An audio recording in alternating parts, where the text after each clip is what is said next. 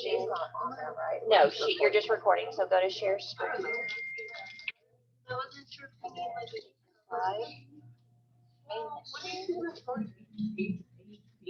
It's already recording, and as soon as it's done, as soon as we're done, it'll email it to me. I can upload it. That is really cool. All right. I'm not advanced always, but sometimes that is cool. All right. So good morning, everybody. How are you? Good. So tell me, what are red blood cells? What do they do? What's the purpose of them? they take toxins away. Okay. They transport oxygen. What else? Iron. Absolutely. What does neutrophils? What's the purpose of a neutrophil? Line of first defense. Yeah. And by Pac-Man. Yeah. You remember that, don't you? What do your eosinophils do? Allergy. Yep. And your basophils? Their allergies are more. Yeah, they do. They're only like 2% of your total blood volume. Okay, good. That's good. Let's see. What do your lymphocytes do?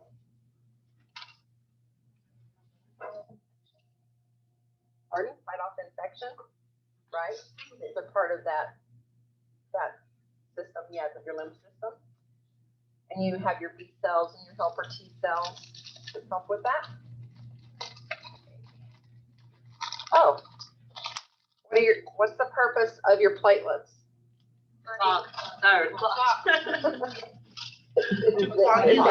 Yeah, right. So if you fall and you skin your knee, that whole, when you think about that process, that's right.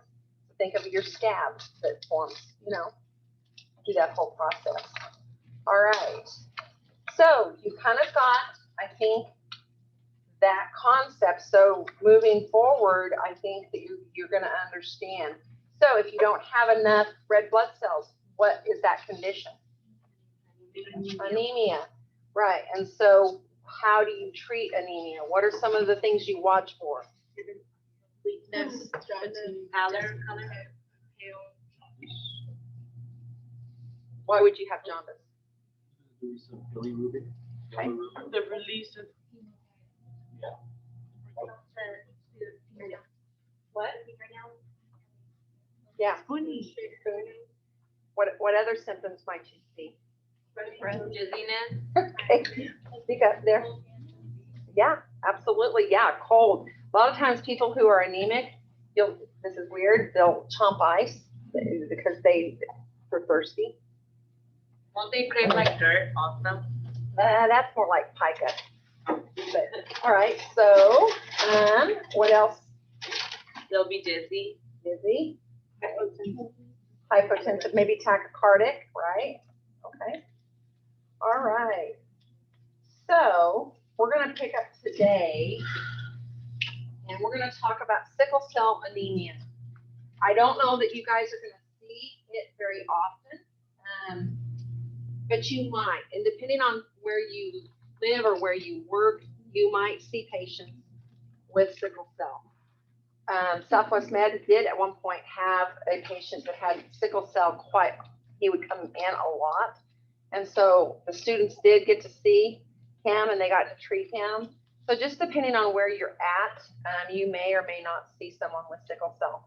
So sickle cell disease is a group of inherited autosomal recessive disorders. And I didn't actually, when I was prepping for this lecture, realize that there were several different forms of it. And so we'll talk a little bit about that as well. It's a genetic disorder, and because of what happens when a patient has it, damage can occur to their lungs, their kidneys, their brain, their retina, or their bones.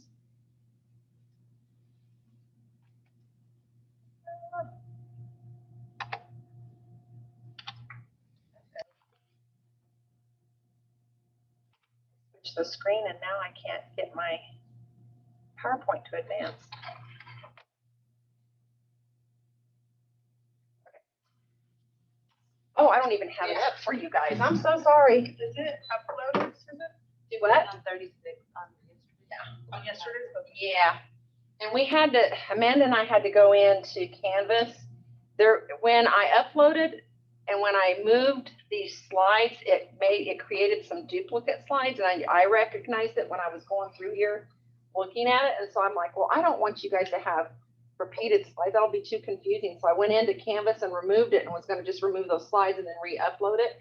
Well, then it wouldn't re-upload for me. And so there must be some sort, and IT came to help me, and they couldn't even, there was some sort of a corrupt issue with the file or something. So we were able to upload it. So it may be a little different for you. It's in a PDF form. So anyway, so if you see a difference, that's the reason why. So sickle cell disease, the etiology and pathology, that hemoglobin molecule, normally it's round and it's a concave disc. And as it flows through the blood, it goes through the capillaries. It goes through, where it needs to go. It transports the oxygen. It transports, the CO2.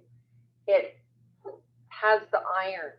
But with sickle cell, that hemoglobin is altered, and it becomes elongated, and it forms a sickle, like a sickle, instead of that round disc.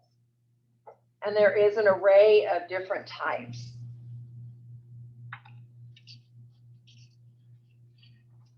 What happens, there's a substitution of valine for glutamic acid on that chain of the hemoglobin. And this causes that red blood cell to stiffen and elongate. And then it takes on that sickle shape.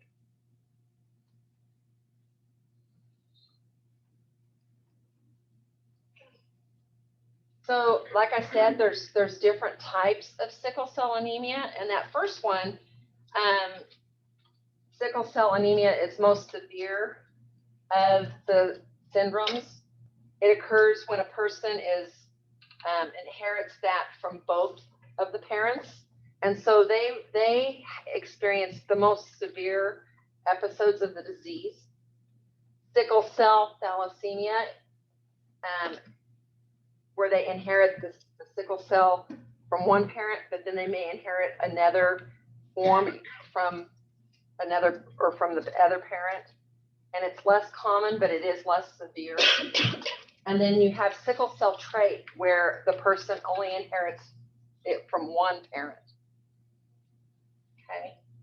And their symptoms may only be mild all the way to just asymptomatic. It may not present very severe for them. So here you can see that normal hemoglobin, that normal compact concave disc in the vessel. And, it's flexible. It's able to squeeze in and out of the capillaries, and it functions normally. But when a person has sickle cell disease, that red blood cell becomes stiff and thickened, and it sticks within the capillaries. And so you can just already see that they're going to have a lot of problems. Those chains are very inflexible. The shape of the red blood cell is altered. And what happens then when it occludes and sticks to those vessels, the blood can't flow the way it needs to. And that area becomes ischemic. Right? So think about even like a heart attack, what happens there? That vessel becomes occluded and the heart muscle doesn't get the oxygen that it needs. Very painful. Can you imagine that occurring all throughout your body? A lot of times I was really shocked in the book where it talked about children who have this. Well, obviously when they usually present with it around the age of 2 to 4 years old. Can you imagine a little child having to experience this? Most people with sickle cell disorder don't live much beyond their 40s. Okay. The gentleman that we took care of at the hospital, he was in his mid-30s, which was a little bit unusual. I don't know. I don't know whatever became of him. I don't know. That's who I think it is. He's still going. Is he? Okay. Yeah. Okay. So anyway, so this is the pathophysiology of what occurs with sickle cell.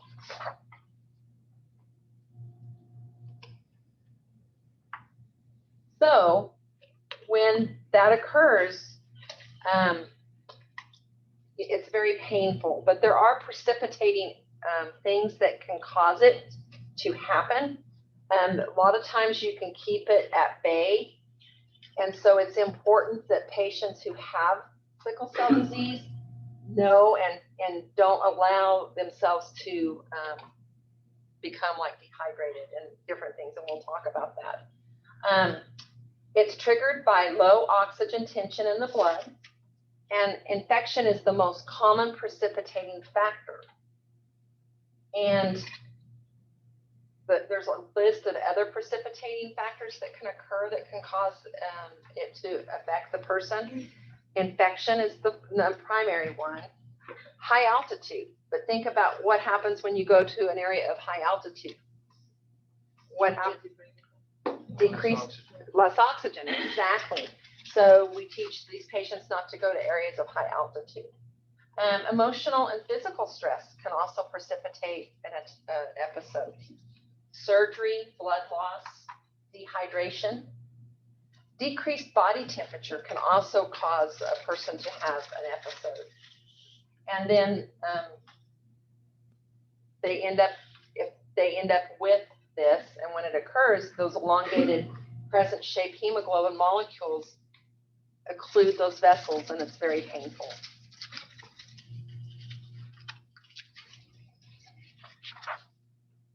So when they do have an episode, it's really important to treat it early.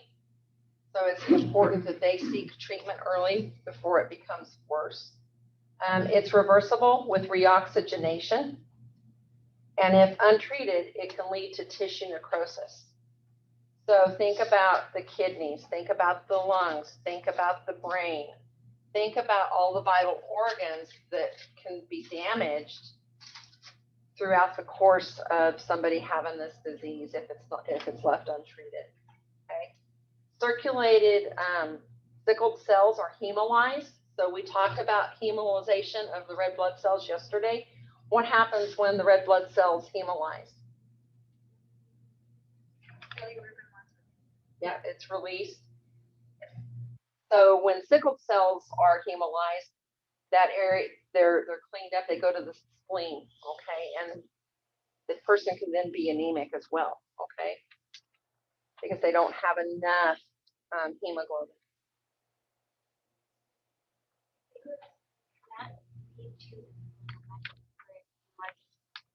Absolutely, yeah. So typically the patient remains without signs and symptoms. They're usually asymptomatic until they have a sickling episode. They may have pallor, and you can look at them. So most patients with sickle cell disease are of dark skin. So how would you assess them? Are they going to look pale to you? So how would you assess pallor on a dark-skinned individual? Absolutely, the mucous membrane. So be sure to look at the mucous membranes. Skin may have a gray appearance. Hemolysis is often occurs, and jaundice is often common, and you'll see jaundice. Patients are also prone to having gallstones. Okay.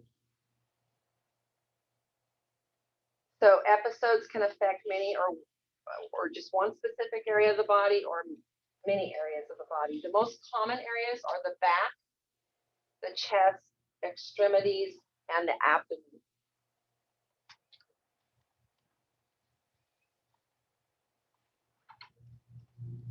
Okay. So your clinical manifestations of sickle cell disease, and this figure kind of shows it. So you can see where, it can impact every area of the body.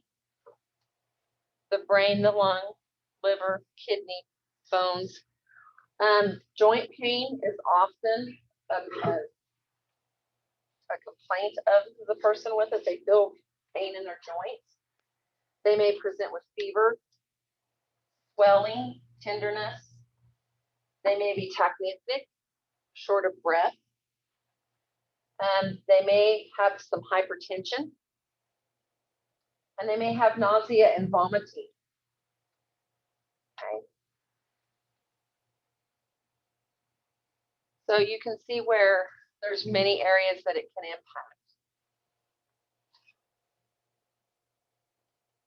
Okay.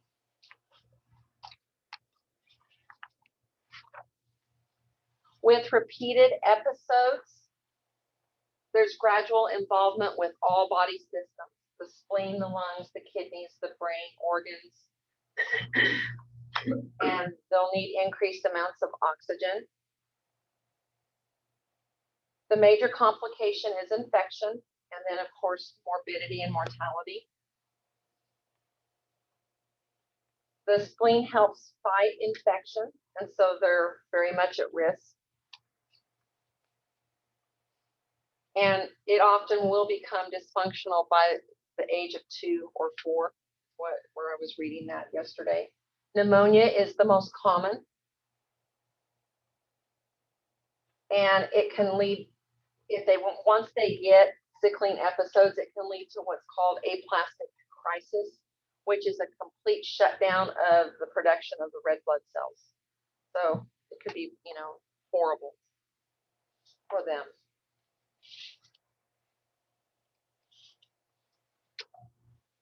Complications are what's called acute chest syndrome. They'll present with fever, chest pain, cough. They'll have diffuse lung infiltrates in their lungs. They'll have shortness of breath. They'll have pulmonary infarctions, so areas of the lung will actually become necrotic. They can have pulmonary hypertension. And if the sickling occurs in the heart, they can have an MI, congestive heart failure.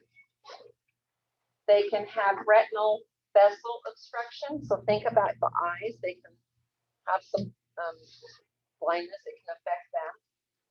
They can have hemorrhage or scarring or retinal detachment. They can have renal failure. If it affects the brain, they can have a stroke. So imagine, we think about MIs or strokes as something that an older person experiences. So think about someone who may be, young, experiencing some of those situations. Very alarming, absolutely.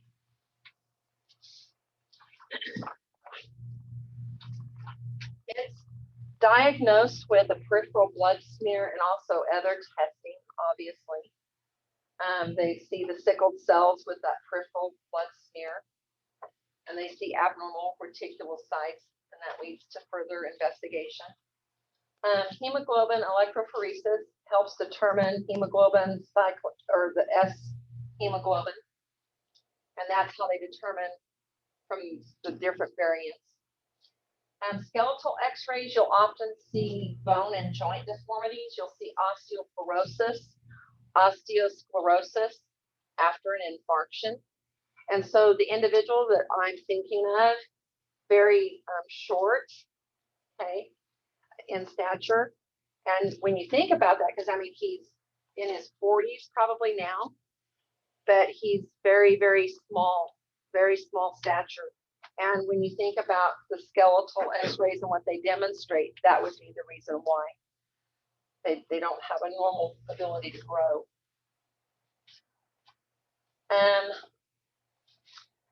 So your MRIs can help diagnose different things, diagnose a stroke. Your Doppler studies, with a Doppler, they can determine whether the individual has a DVT, deep vein thrombosis. And your chest x-ray will help diagnose an infarction or any infiltrates in the chest or any other organ malfunction. So care, how do we direct nursing care? The first thing is you want to prevent further worsening of the disease. You need to treat the hypoxia to help control that sickling. Okay.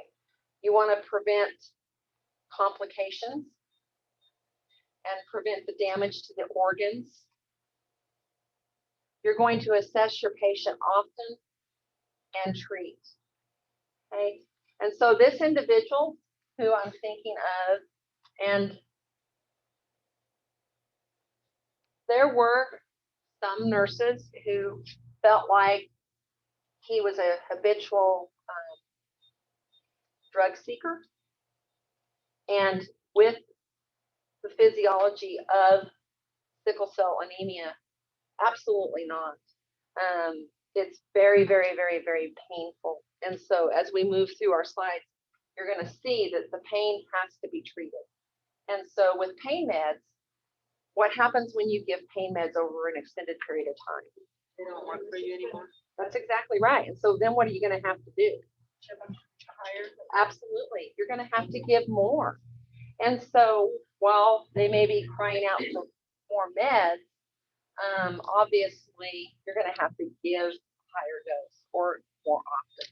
Okay. So just try not to become cynical. That kind of happens with age in nursing field, I think. Don't be judgmental of your patients. Be open to that. And I think with him too, I think he's very lonely. So I think that having a chronic disease over a long period of time, think about how that alters you and changes you. Okay.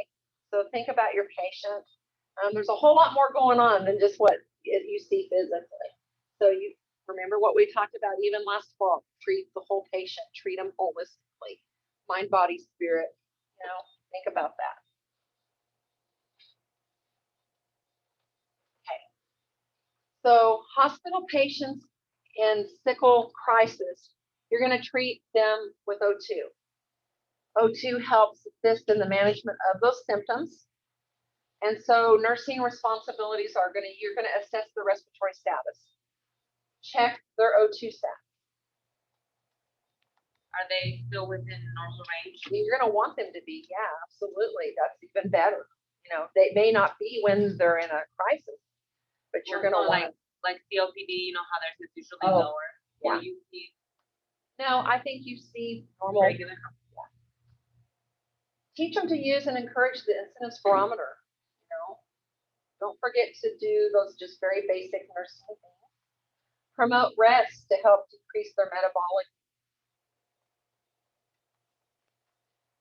Often the patient may be on anticoagulants to help prevent DVT. Fluids, make sure if they're on IV fluids, what are you going to do? What are you going to assess? Do what? I'm sorry, I hear 100 things all at once. What? Fluid overload. What else? IV site, absolutely. Assess that IV site. Make sure it's patent. Make sure that it's flowing appropriately. Fluids help decrease that viscosity of the blood. And it's going to help maintain renal function. So what else are you going to monitor? Keep urinary output, absolutely. Male patients may have a priapism, which is a persistent penile erection. It's very painful. And so you may have to give, so obviously assess for that too. Give pain meds, fluids, and they may be treated with nifedipine or Procardia. And if it's persistent beyond a longer period of time, you'll have to call in a urologist to treat that. Okay. They may receive transfusion therapy if it's indicated. However, they try to avoid giving them blood transfusions because they develop those antibodies. And so if they had a crisis and every time they came in and you give them a blood transfusion, then they're going to, the more blood that they have that risk of developing antibodies. And then also they might have iron overload. which may require an chelation therapy to help remove the iron.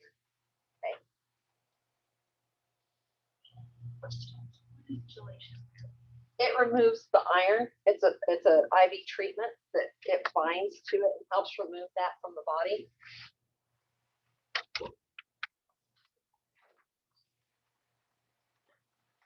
So don't ever undertreat the pain. You know, like we talked about with this individual. Very, very, very, very painful. Under treatment is a major problem with sickle cell. Okay. Tolerance occurs with pain medication. Patients in an acute episode will require continuous pain management, and oftentimes a PCA works well with that. If they can have set it at a continuous rate, works well. And then also if they can also have, you know, a patient initiated dose can help. Morphine or hydromorphone is the drugs of choice. Treat each patient individually, and then again with that holistic approach. And your patients may be taking other medications as well. NSAIDs may be used to help with inflammation. They may be on antidepressants, and they also may receive nerve blocks for the pain. OT and PT may be utilized. So that multimodal approach to the system. You also might need to make other referrals for the patient. What other referrals do you think you might need to make? Dietary? Absolutely. Who else? Support system. A support system like what? Like other people that, like they're like other people who relate to. Maybe, yeah, family, see who they can help. Social services. Why do you think social services might need to be involved? They might not have a job. They might Yeah. go. Exactly. That would be a major thing. Do you think it would be hard to hold down a job if you were in pain all the time? Absolutely. And so, and then can you imagine if you don't have a job, you don't have your insurance, and if you know how the system works, and if you're trying to get on disability, you know, absolutely could be very difficult. It could be a long, lengthy process. And then if you have lengthy hospitalization stays, we all know that that's not inexpensive. It's very expensive. So you'll have that. Plus, if they have their medications, you know, be very overwhelming. So definitely. Refer them to a pain management program? You know, you mean like, how do you mean that? Like a pain management, how to control their pain? Yeah. Or, I think that could be beneficial as well. But I think that the biggest thing is not to undertreat that pain, you know, but you also don't want to, I think there's a fine line there as well. You don't want them to be overtreated as well. If that makes sense. It might, you know, so there's a fine line there.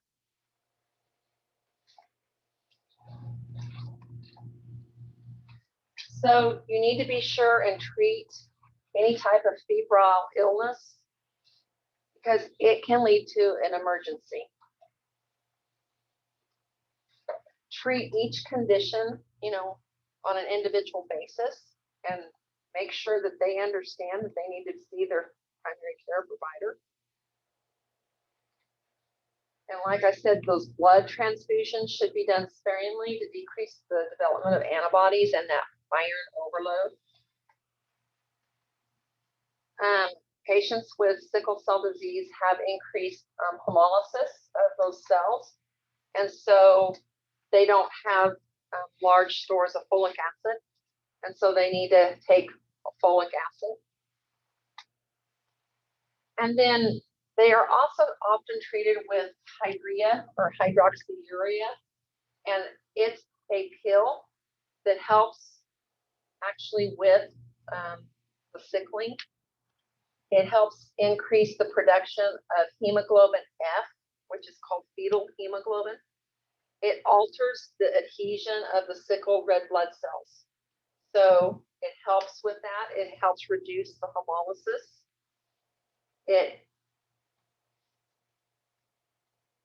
increases their hemoglobin concentration, and it decreases the sickling cells and painful crises. Dietary supplementation is important.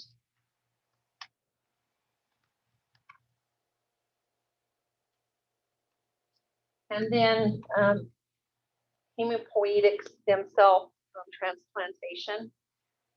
It can provide a cure.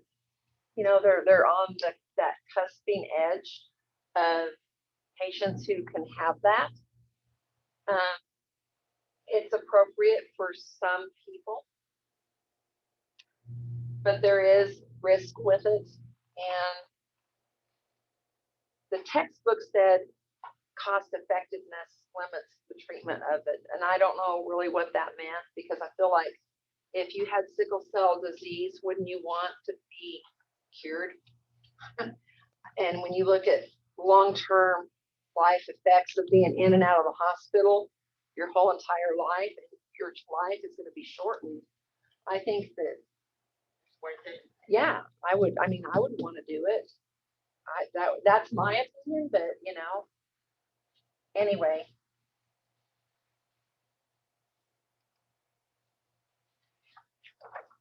So nursing management, patient and caregivers must understand the disease. That's why it's important that you guys do understand it and the reasons behind the supportive treatment and the therapies. It's important that you understand to avoid the crises, maintain hydration, and avoid those high altitudes. And can you imagine trying to have a young child with sickle cell? I mean, are you drinking enough water? I mean, are you taking care of yourself? I mean, just, you know, trying to maintain their health would be difficult. Seek medical attention early. And pain control is important.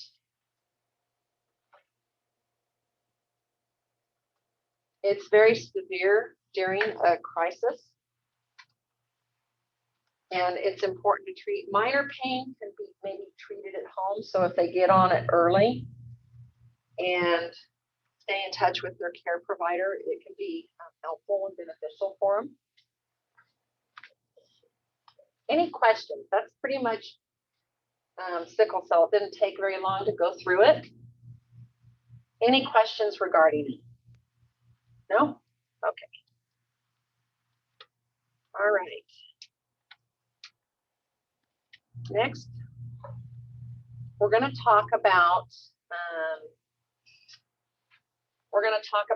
leukemia, and then we're going to talk about lymphoma, and we're going to talk about multiple myeloma. I know, kind of depressing topics, but the main thing, the takeaway is it's disorders of the blood. Okay, and I want to just kind of leave with you what you need to watch for as nurses when you have patients who have them. What are the things that you're going to need to be thinking all the time when those patients are on the floor, of what you need to assess and what you need to check? So that's kind of where I'm going to go with that. I wasn't for sure how much time we would have, so I will definitely go through leukemia with you. I will hit the highlights of lymphoma and the highlights of multiple myeloma, and then I will make a study guide for you to help you reiterate everything that we've talked about, and then to help you study for your exam. Okay. And like I said, you can have your index card with your normal values, because I mean, in the real world, you're going to be able to look at those and reference those. Okay. Does that sound reasonable? Yes. For index card, do you want to use our lab book for our values? Yeah, you can just use your lab books for your values or your textbook. And you're going to know, I mean, all of you know, if you work in Guyman, their lab indices may be different than, say, Southwest Medical Center. I mean, they just may be a little bit off, but as long as you know within those norms, I mean, really, I'm not going to give you a trick question that, you know, platelets are 150,000 to 400,000. I'm not going to give you something that says patient has 401,000. You know, what does this make? You know, I'm not going to do something that's going to trick you. That's not the purpose. It's just basically, I want you to start thinking that, if it's low, if it's high, what are you going to assess? What does it mean, and what are the implications for your patient? Because that's the essential thing that you need to know. That's how you're going to provide good nursing care and safe care. So let me find.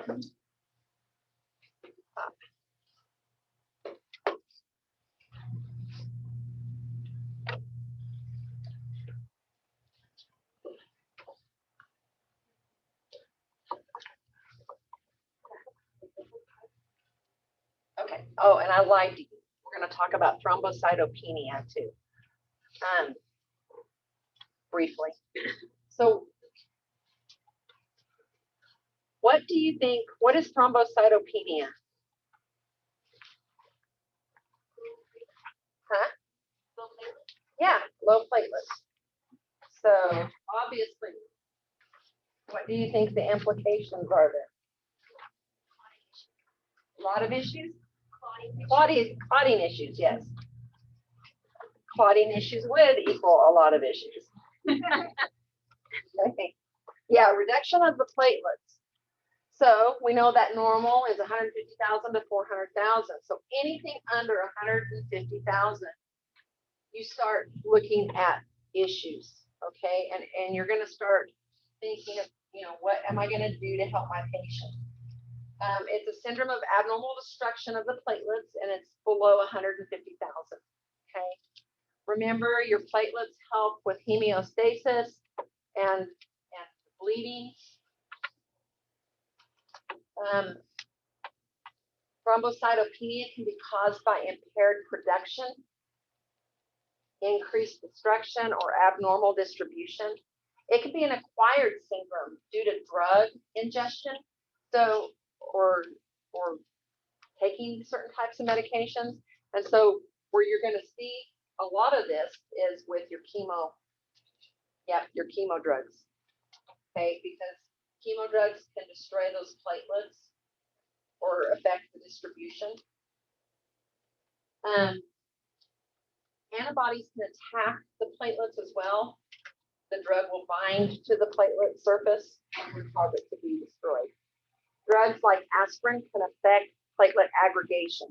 Okay, so think about your patients taking low dose of aspirin over a period of time. It can cause problems. There's inherited and there's acquired, the most common, and I do not expect you to go into those different types of thrombocytopenia. The takeaway here is low platelets and what it means. But just to know that there's an inherited and then there's acquired.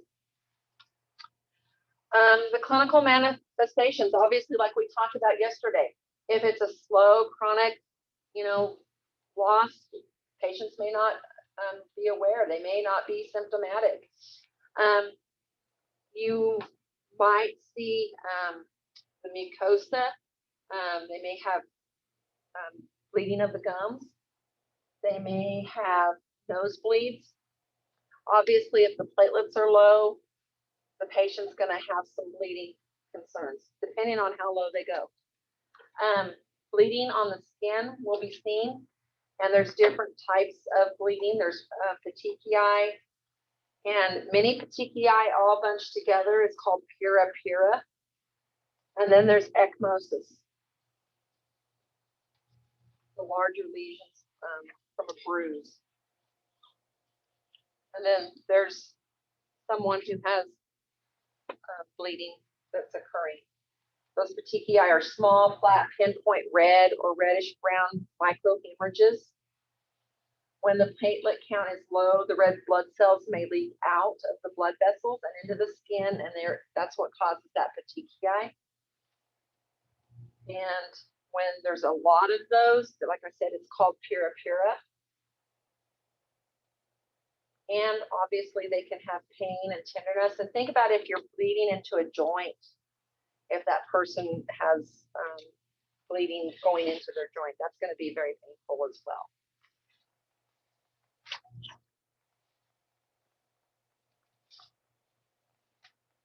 So the manifestations of thrombocytopenia are obviously bleeding or hemorrhage. It may be slow or sudden, and it can be internal or external. They can hemorrhage anywhere within the body, in the joints. They might have bleeding within the cerebrum or in the cerebellar area, or in the retina and the eyes. Sometimes your elderly, if they have dysfunction within their platelets, they may have slow bleed, over time. We had a patient one time who husband and wife were traveling, and they fell in the shower and hit their head. And they were evaluated. They were fine. There was no loss of consciousness, no concussion. Nobody really thought anything of it. But then they ended up in Liberal, and at the hotel, they coded. And that was because they had a slow bleed in the brain, and they subsequently passed. But, that was over like a 3-week period of time. They were traveling, and then they stayed here in Liberal, and then we ended up getting them, when they came in. But that's what happened, so it can be a major hemorrhage, sudden or slow. Signs and symptoms of blood loss, obviously, are that weakness, fainting, dizziness, tachycardia. They may be experiencing that abdominal pain. They may be hypotensive. Upon evaluation of their blood, they may have that low platelet count. Platelet transfusions are not usually indicated, and your textbook said unless the platelets were like 10,000 or below. Holy cow, that's really low.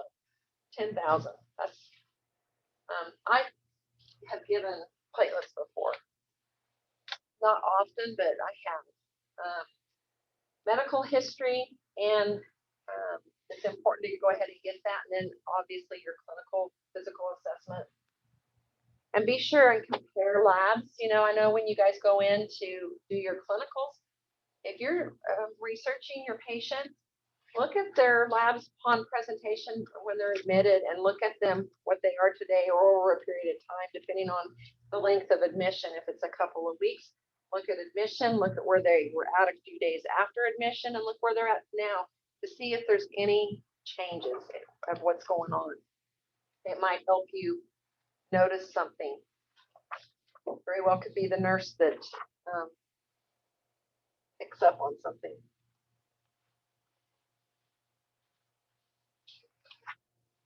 So interprofessional care is based on the cause. Remove or treat the underlying cause. Often patients are taking medications over the counter, and they don't realize the long-term effects that they can have on them. It can alter and affect their platelet function. So obviously you're going to get history from the patient. That's that subjective data. You can't, take it what they tell you. And then you're going to verify it with your objective data. Do they have fever? Are they actively bleeding? Do they, upon assessment, do they have splenomegaly? Right? A large spleen. Do they have abdominal distension? What's going on? And then you'll formulate your nursing diagnosis. Anybody with a low platelet count is at risk for bleeding. So you are going to automatically institute those types of precautions, bleeding precautions, okay? No matter what, okay? So if you saw that type of a question on your boards, think about what you're going to do. What's the most appropriate action? You're going to recognize that they're at risk for bleeding, okay? And then overall, you're planning what you're going to have to do to help them. You don't want them to have any major bleeding episodes. Maintain their integrity. And then home care. You want them to be able to go home and not have any problems. And it's important to get that history. Do they have help at home? What's going on at home? Is this because of medications that they're taking, and maybe they're taking them inappropriately? So find out what's going on there. Discourage the use of over-the-counter meds that can affect their platelet function. Drugs like aspirin. And find out if they're taking any herbal products. Certain herbal products can affect the, bleeding. Okay. Garlic is one. Find out what they're taking. And then report to the primary care provider if they have any type of abnormal bleeding, if they have a nosebleed, or if they see increased bleeding of the gums, or if they have any notable blood in their urine. Patients who are on chemo, you have to really observe for that. Any bleeding needs to be evaluated, and they need to be treated. Any bleeding at the back of the throat, that can be hard to detect. They may not even realize that they're swallowing it. But like I said yesterday, your stomach cannot break down the protein in the blood. So over time, you're going to end up vomiting up that blood. Okay. So you don't want them to do that either, because obviously that can precipitate, stress of that can cause bleeding as well.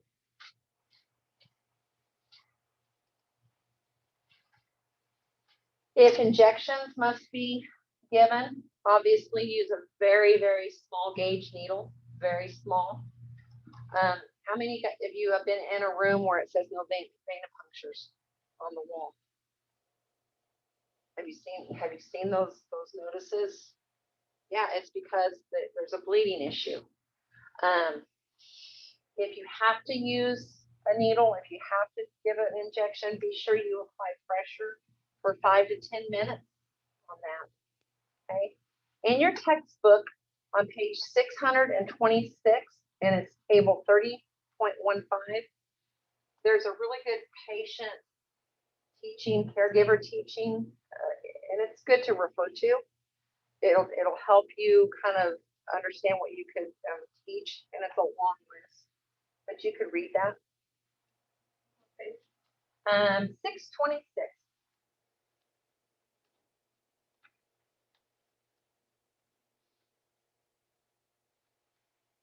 Encourage the patient to follow up with their primary care provider. When they're dismissed, it's important that they go to all their appointments. Make sure they have transportation to all their appointments, and that they have all their lab work done. And if you have a woman who has thrombocytopenia and they're menstruating, that could be that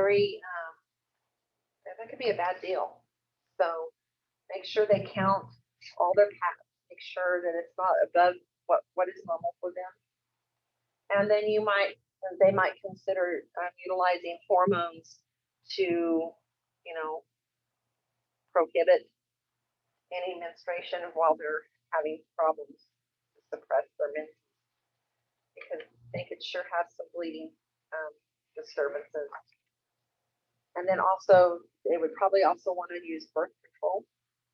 I don't think they would want to get pregnant right during that. That could be a real big risk. Any questions?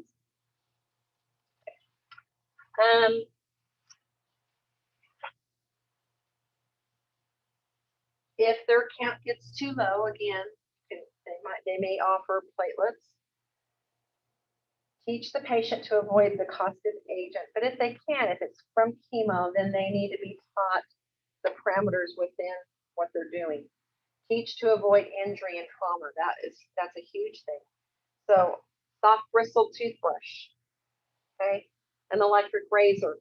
They're not going to want to shave their legs and cut themselves, or be shaving their face and cut themselves. If they are in a job where they're at high risk for injury, maybe they need to have light duty for a while. If they're forklift operators in a warehouse and they're lifting pallets and doing different types of things, they may need to do something different for a while. Teach them the clinical signs of bleeding. If they feel lightheaded, if they feel palpation, if they have any type of increase in pain. And then just kind of socially, what's the quality of their life? How has this impacted them?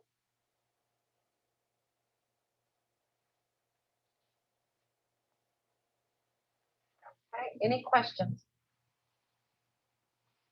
Oh, that's thrombocytopenia. And so penia means, if you break down words, too little or not enough, penia. So if you had pancytopenia, pan meaning many. So that could be a blood dyscrasia that affects everything. Okay, we're not going to go into that, but there's so many different types of, when you think about how miraculous the body is and the system of the blood and how it works, I mean, it's just amazing. There can be, it's amazing that it works all together, but when you break it down, there can be so many different little problems with it. So leukemia. Okay, leukemia is a cancer or a group of cancers that affect the blood-forming tissues. Okay, and it occurs in all age groups. And the end result is accumulation of dysfunctional cells, loss of ability in the regulation to divide cells in the body. It affects 62,000 people each year. And if it's left untreated, it's fatal. So if, you know, you just can't just say, oh, I'm not going to get treated, because ultimately by doing that, it would affect your overall health. Okay.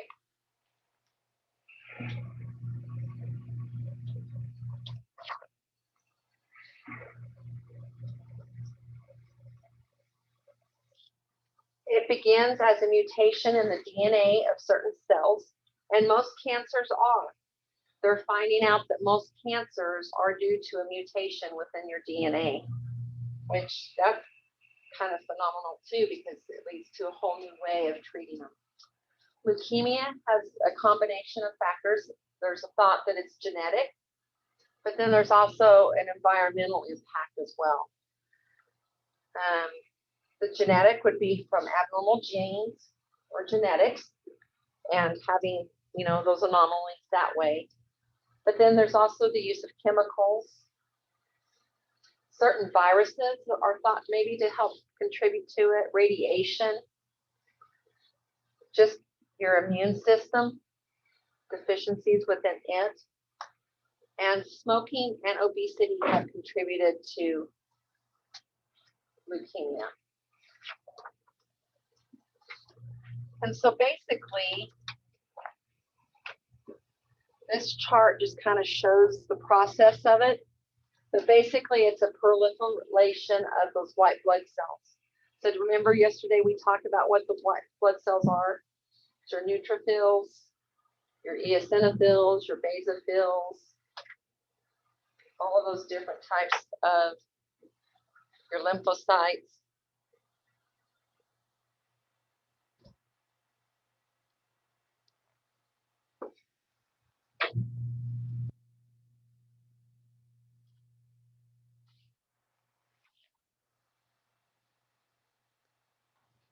Leukemia is classified as acute versus chronic.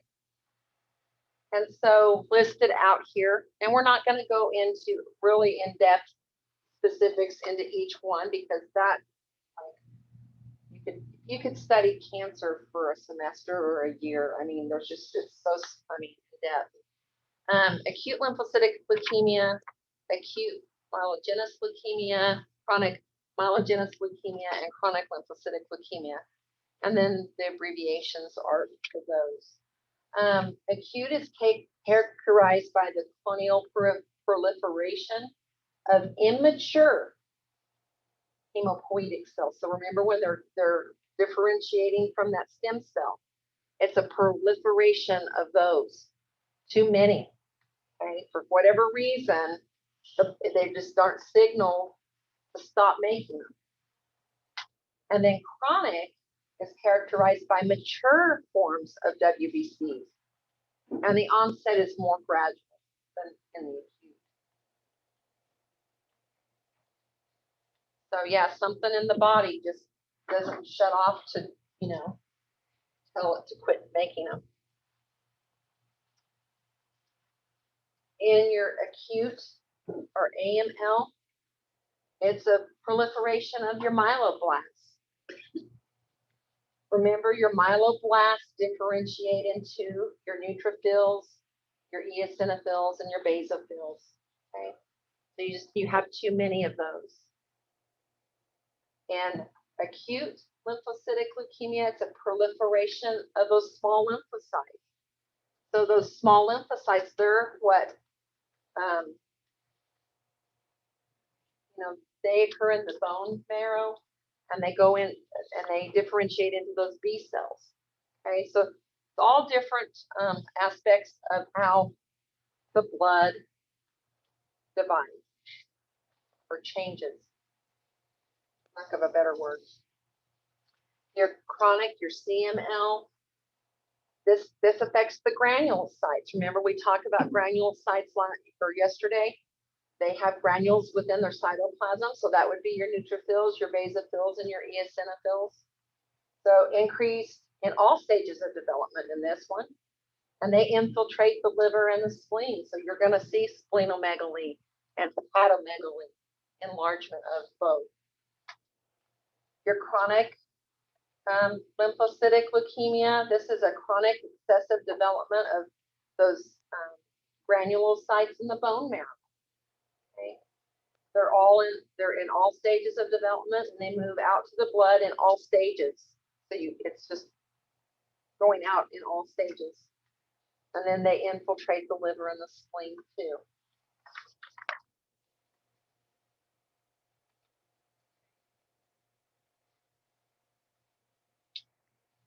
So your clinical manifestations of leukemia, so think about it's overcrowding by abnormal cells. You have inadequate production, and so your blood is dysfunctional. Okay, it's a dysfunction. Patients with leukemia are predisposed to anemia, thrombocytopenia, and decreased white count. So what would that lead them? What would you think of? What would you look at then? If they have anemia, thrombocytopenia, and decreased number of white count, their immune system's going to be impacted, so they're susceptible to infections. They're susceptible to bleeding disorders. Okay. And then as leukemia progresses, they have decreased normal cells, and they have abnormal, and then abnormal white cells accumulate. They'll have real high white counts. They'll have splenomegaly, which means an enlarged spleen. They'll have hepatomegaly, large liver. They'll have lymphadenopathy. Okay, they'll have lymph nodes that are affected. They'll have bone pain. They might have meningeal irritation. Okay, they may have oral lesions, solid masses.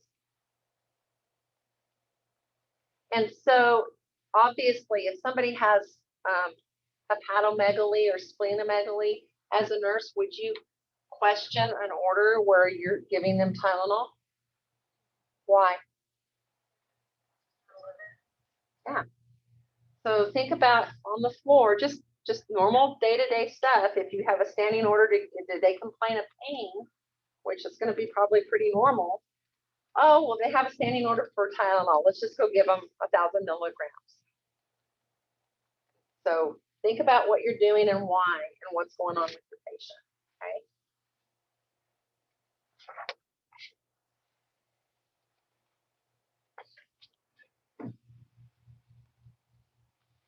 And so they can progress to a state that's life-threatening, and it's caused by a high white count.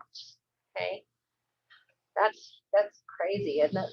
Count that high, and the blood thickens and blocks circulatory pathways. Okay, because it's so high.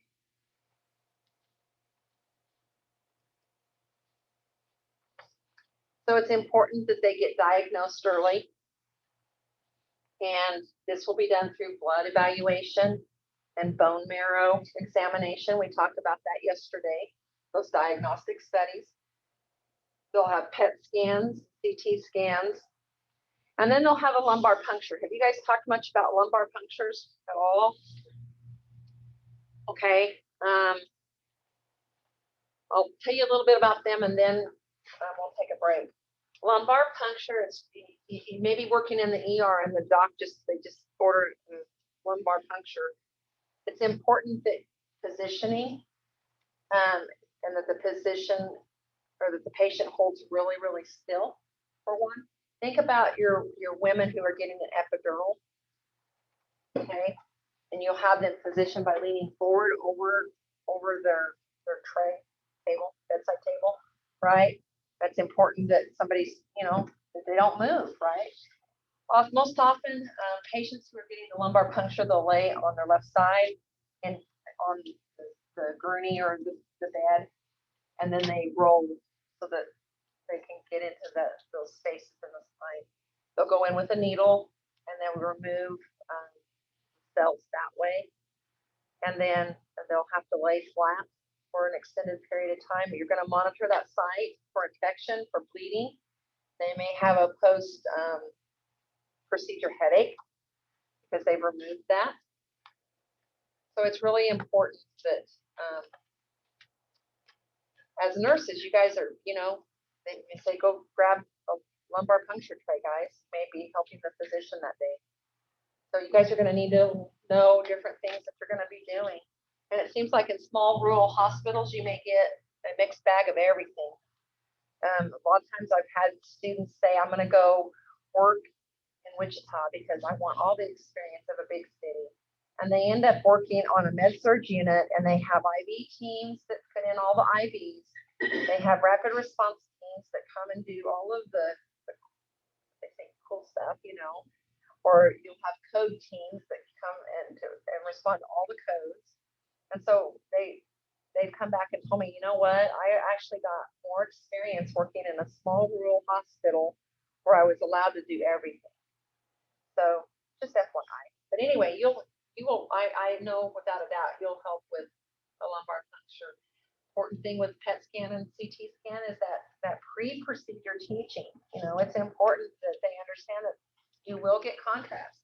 It's important with that PET scan to know you're not going to be able to eat a normal diet for the day before you have it. It's terrible not eating. No carbs. None. You're not supposed to have any. Bacon and eggs is okay, but when you're forced to do it, it's not as much fun. But when you think about you want to get good visualization of anything going, it works good. So, all right, let's take a 10-minute break and we'll come back and talk about it. Susan, Yes. this is not a question about what we're thinking. Hold on, let me stop this. Stop this video. I want to have 10 minutes. Are you recording? Yay. Yes, I am, and I don't know how to stop it. Go to the green, like up to the. It says stop share. Yeah, like you just pause. Stop share. And pause. Oh my God.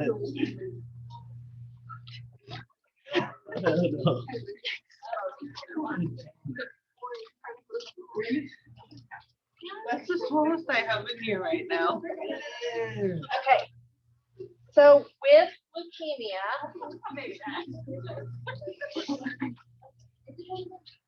let's go ahead and get started again. With leukemia and really with any of your cancers, so this can go with your lymphoma or your other cancers. The goal is to attain remission. You want complete, partial, or molecular. And it's going to basically, your prognosis is going to be directly related to the ability to maintain that state of remission. Your prognosis becomes more unfavorable with each relapse.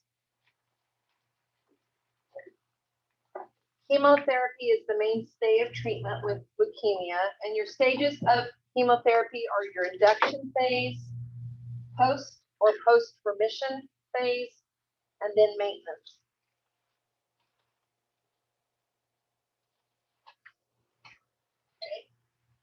And so with that induction stage, as nurses, what you need to understand, it's very aggressive. It's an aggressive treatment to bring about remission, okay? Patients can become critically ill during this stage, and the medication can suppress their bone marrow. So nursing interventions, because the bone marrow is suppressed, think about what's occurring with their neutrophils. What do you think you're going to see with the neutrophils? What do the neutrophils do? Protect against infection, right? So if you have low neutrophil count, what does that mean for your patient? Right, they're high risk for infection. So you have to focus on that neutropenia. Neutropenia means white count for the low count. They're also at risk for thrombocytopenia, which puts them at risk for what? Bleeding. And then they're at risk for anemia. So you want to put your patients in protection. So how do you protect your patient who is hospitalized and they're neutropenic? They have a low count. What are you going to do? What? Reverse isolation. Have you guys talked about reverse isolation? Oh, wonderful. Great.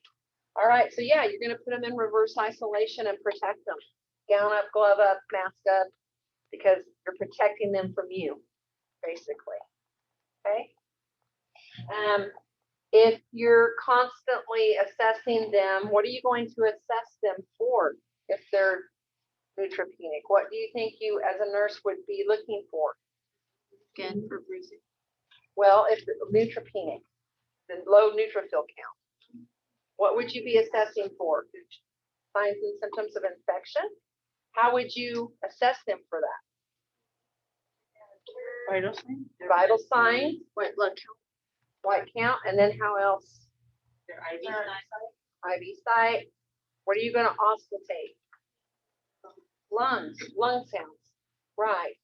Yeah, and then if they have thrombocytopenia, you're going to assess them for signs and symptoms of bleeding. Okay.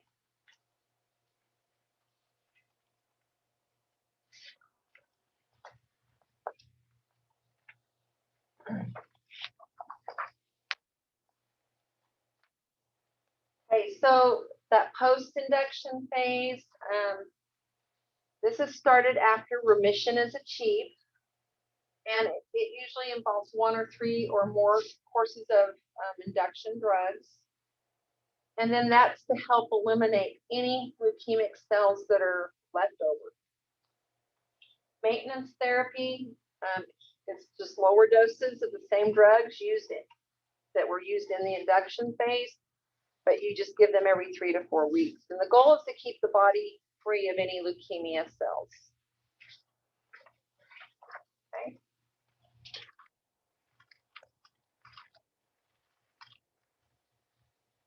So your combination chemo is the mainstay. And the reason they give a combo is for 3 purposes. To decrease drug resistance, because if you just give one drug, the body, it's amazing, right? What does it do? It learns to reprogram and fight it, okay? Drug toxicity, decrease it by using multiple drugs, and then interrupt that cellular growth at multiple points in the cellular cycle, hitting them with those combo drugs. Other treatments involve corticosteroids, radiation therapy, and then immunotherapy and targeted therapy, which are very new and very, very hopeful for many cancer patients. You'll see, you know how you watch TV and you see all the news ads with the new drugs? start watching. They have a lot of new medications coming out with immunotherapy and targeted therapy for cancer treatment that weren't available, 3 or 4 years ago. So that there's a lot of promise with those. Any questions?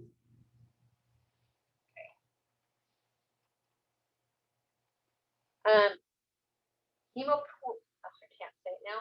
Hematopoietic stem cell transplantation. That is also another mode of treatment. And what happens is it eliminates all the leukemia cells using combinations of chemotherapy with or without total body irradiation. And then it eradicates the patient's stem cells. And then they're replaced with those from a donor, whether that be from a sibling or a relative. And then hopefully the person can move forward without having leukemia. So there's hope with that. So there again, with everything, go back to the nursing process. Any patient that you have admitted, take their health history, get that subjective data, medications that they're taking, previous chemotherapy, any meds that they're currently on, and current treatments, surgery, radiation, what they've had done, and then objective data. Do they have, why are they being admitted? Is it for infection, whatever? And be sure that you assess all of those different areas. Assess them for fever, lymphadenopathy, lethargy, pallor, jaundice. Do a good skin assessment. Check them for bleeding, signs and symptoms. That would be bruising, the petechiae. Cardiovascular symptoms would be, that tachycardia. GI would be oral lesions, any signs or symptoms of bleeding. And then if they're having any mental changes, if they've had seizures, disorientation. And then how do they look nutritionally? Do they have any muscle wasting, that type of thing, or bone or joint pain? You're going to have labs drawn, and like we said, they, white count may be normal or abnormal. They may have anemia. You may see a decreased hemoglobin and hematocrit, and they may have thrombocytopenia and different things that occur with the leukemia. Okay. They may test for your overall goals, understand and make sure that they're adhering to their treatment plan. You want them to have minimal side effects, of course, and establish realistic hope. You have to have realistic hope. You know how we talked about you never want to give false hope to a patient, but a patient needs hope nonetheless. Even if they're terminal, even if they have to have reason to get out of bed every day. You have to have reason. You have to have hope.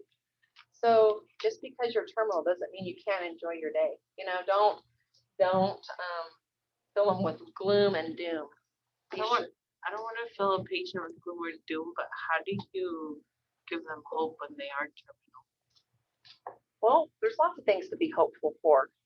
If they're terminal, and if they're, I had a patient one time. The doctor walked in and told him, "You have less than 3 months to live." Okay, and so he crawled in bed and he laid there waiting to die.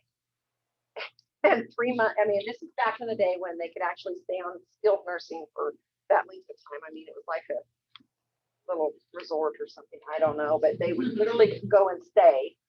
And 3 months went by, or it was 3 weeks, or whatever it was. The length of time went by that the doctor had told them that and he didn't die. And I'm like, so why are you laying in this bed? Because he was laying there waiting to die. And I said, you need to go home. Go home to your wife. Go drink coffee. Sit out on your deck. Enjoy a meal. And this was like in the middle of winter. And later, he did pass away. I saw his obit in the paper, but it was like fall. I mean, we don't know when somebody's gonna die. He did. And it said that him and his wife celebrated like their, milestone anniversary, which was cool. But yeah, that doctor was very brutal by doing that. I mean, and I would say almost inhumane by doing that. But we don't know. I mean, obviously, if they're laying there, I mean, when somebody's in the process of dying, actively dying, that process. But just to say that you have this X amount of time, you don't know. We don't know, right? But you do have to have hope. You have to have, if you're fighting a terminal illness or fighting cancer, you have to have hope. And I can tell you that. There's times you think you don't even want to get out of bed. You have to have a reason to move forward. And it's easy as a healthcare provider to let your head go down paths that you shouldn't. We're the worst to ourselves. But your patients need to have hope. So, I think as nurses and as healthcare providers, they're going to reach out to you and they're going to ask you, and they're going to ask you some hard questions that you may not be prepared to answer. So you need to prepare yourselves for that. We don't know, if somebody says, am I going to die? Well, we're all going to die. I mean, that's obviously not a great answer. That would not be very certain. We're all going to die someday, but, we don't know, right? We don't. So anyway,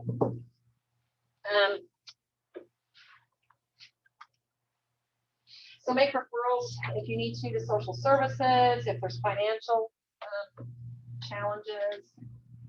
Make sure they are reviewing their meds. And I'm not going to go ahead and read all of these slides to you at this point. You can go ahead and finish reading those. The biggest takeaway that I wanted you to have with cancer and leukemia is when they're on the chemotherapy medications, they're really, really at risk for infection. They're with those low white counts.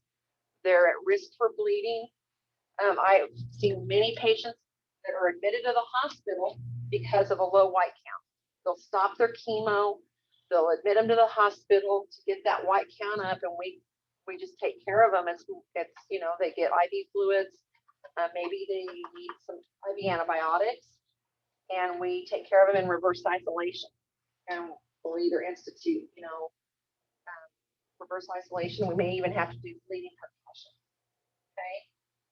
Lymphoma, you have the same situation. It's a cancer that involves, it's a proliferation of those lymphocytes. So it's originating in the bone marrow and those lymphatic structures, and it results in the proliferation of those lymphocytes. It comprises only 4 to 5% of all cancers, but it sure seems like in this maybe area, we know quite a few people who have the lymphomas. Okay. And then there's Hodgkin's, and then there's non-Hodgkin's lymphoma. Okay.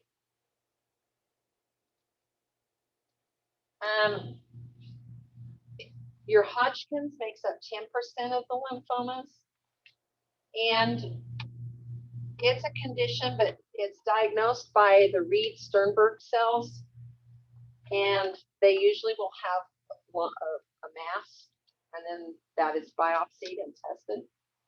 Okay. Ironically, it's in bimodal age groups, either 15 to 30 years of age, you'll see it in that age group, or then it doesn't affect middle age, but then 55 and on, you'll see it. The nice thing about the lymphomas is there's long-term survival rate exceeds 80% for all stages. Very treatable. So if you had to have something, that would be what you would want to have, I guess. Epstein-Barr virus has been a component that's been indicated to cause it. So Epstein-Barr is the virus that causes mono. Kind of weird, So if you've had mono, you might be at risk. There's also other genetic predispositions to having the lymphoma. And then, of course, occupational exposure to toxins. And then there's an increased incidence with your HIV patients. Lymphoma will start usually in a single location, and then it spreads to the lymph nodes, okay?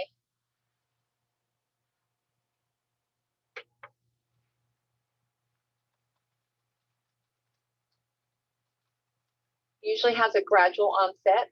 You'll see an enlarged cervical lymph node or in your axillary area. You might see them in your chest. Nodes are usually movable and non-tender. And they're not usually painful unless they're exerting pressure on adjacent nerves. There's a picture of someone with a big mass in their neck. So patients may tell you that they're having weight loss. They may be experiencing fatigue, fever, chills, and then really a common one is the night sweats. Okay, they'll have night sweat. And I thought this was kind of strange. Initial findings that correlate with a worse prognosis that are called B symptoms, fevers greater than 100.4, and then drenching night sweats, and then weight loss, okay, for 6 months or more. Alcohol-induced pain at the site. I know a patient, she was in her, gosh, I'd say she was mid-20s, and she went out New Year's Eve and tied one on and went home, slept it off, and when she woke up, she had a pain in her neck, you know, and she was like doing this and felt this mass. And for whatever reason, alcohol can induce pain at the site of the disease. They don't know why. And that's honestly, that's true. And that's how she was diagnosed. And she's fine.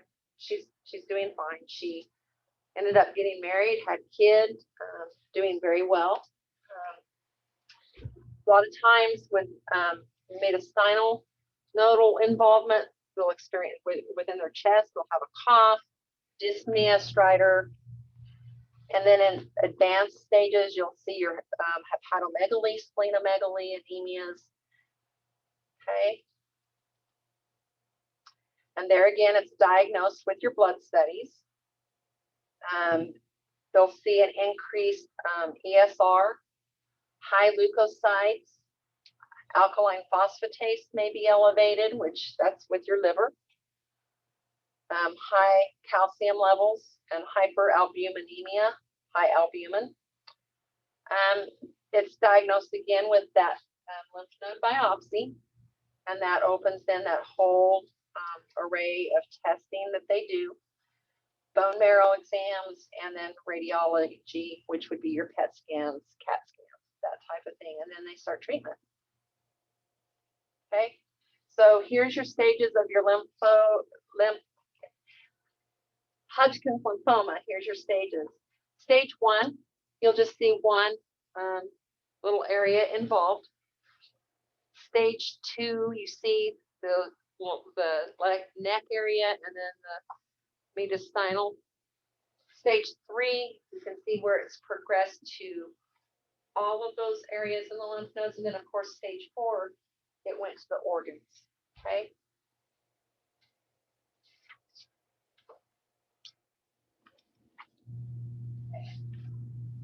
And so with your nomenclature and classes for staging, with cancer, and I don't know how much you'll have lecture-wise regarding cancer.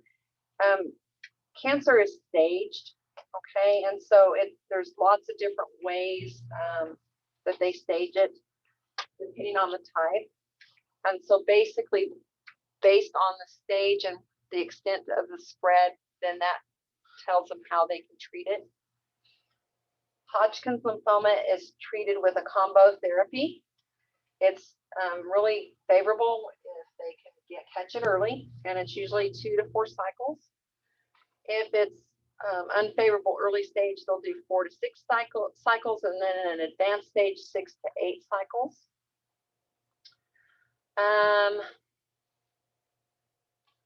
They may do radiation as a supplement to the chemo. And then they'll follow up with PET scans and CAT scans to see if it's effective. So after so many cycles, they may scan them, and then they'll whether or not then they determine, okay, you need a few more cycles. Okay. There's a variety of chemotherapy out there, which is amazing. And like I said, there's also stem cell transplantation that they can do. Therapy has to be aggressive to treat it effectively. And of course, there's, with any kind of treatment, there's always side effects. Okay, there's side effects with all kinds of treatment. And they can be life-threatening. So you have your, your low white counts, your low platelet counts. So there goes your patient teaching as well with that. Because of the treatment, this is so weird, makes the patient susceptible to other cancers later in life. So the most common is lung cancer and breast cancer. So that would kind of stink. You get over one and then you get another. And then here's that word pancytopenia, meaning many disorders of the blood. And fertility issues can occur with your chemo patients. So if it's somebody who's younger, they may want an egg saved or sperm saved if they want to have kids later, so that they can do that. Okay, another type of cancer is the non-Hodgkin's lymphoma. And again, it's a broad group of cancers that affects the immune system. And it affects basically the primary, those B and T cells. And there's over 75 types. So just think about having to study those. Okay. And here's a list of some of those. I know someone with mantle cell lymphoma. Okay, Hodgkin's, the non-Hodgkin's, there again, it may result because of chromosomal concerns, but there again, they're thinking environmental factors. And I'm sure if you guys are ever up at 2 in the morning, you see all those call your lawyer, the Roundup. Get compensated. Yeah, the law. Yeah, get compensated. Yeah, if you've sprayed Roundup in your yard or whatever, it could be a cause of these. And so just moving on through that, there again, your symptoms are the fever, the night sweats, the weight loss, swollen lymph nodes.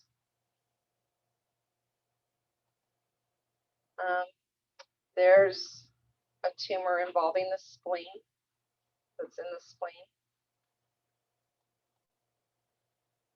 And there again, you're going to go through all of the sequel of diagnosis, your MRI, your lumbar puncture, bone marrow biopsy, barium enema, or endoscopy to see if there's any involvement there.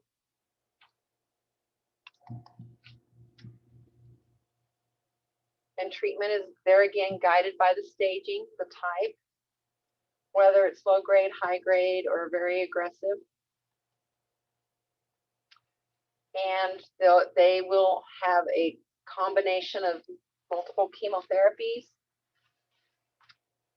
biotherapy, radiation.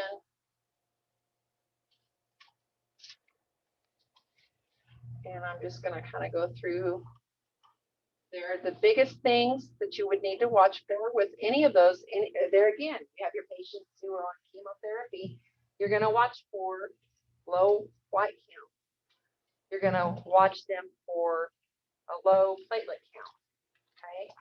Right now, I'm on targeted therapy with 2 meds that I take 3 times a day.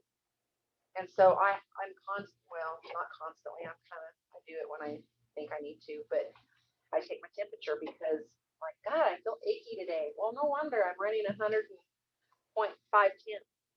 And it's just normal. It's part of the whole process. And you don't feel any hotter, you just feel weird. How do you feel when you run fever? That's how you get feel. hot. Yeah, I feel achy on my joints ache. Okay. But it's just the treatment, you know.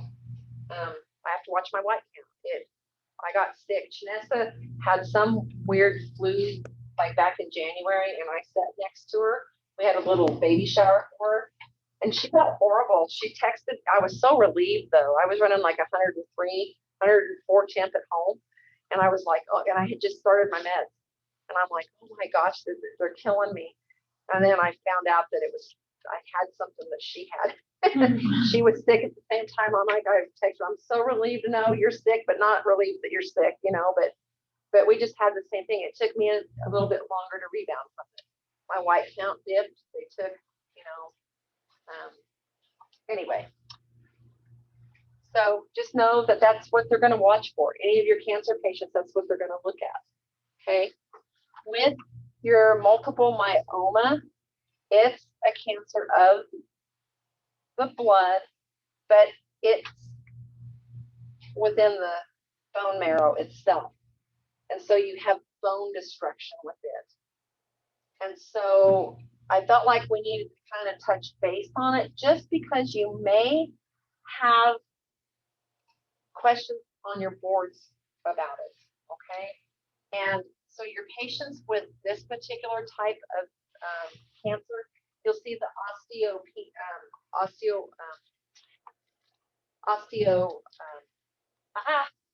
it'll come to me here in a minute. You'll see when you have bone loss. Thank you. Yes, osteoporosis. Okay. And you'll have severe bone pain, and they may have multiple fractures. Okay. So they often manifest with skeletal pain. You'll have diffuse osteoporosis. You'll see lesions in the skull, the vertebrae, the long bones, compression fractures of the spine.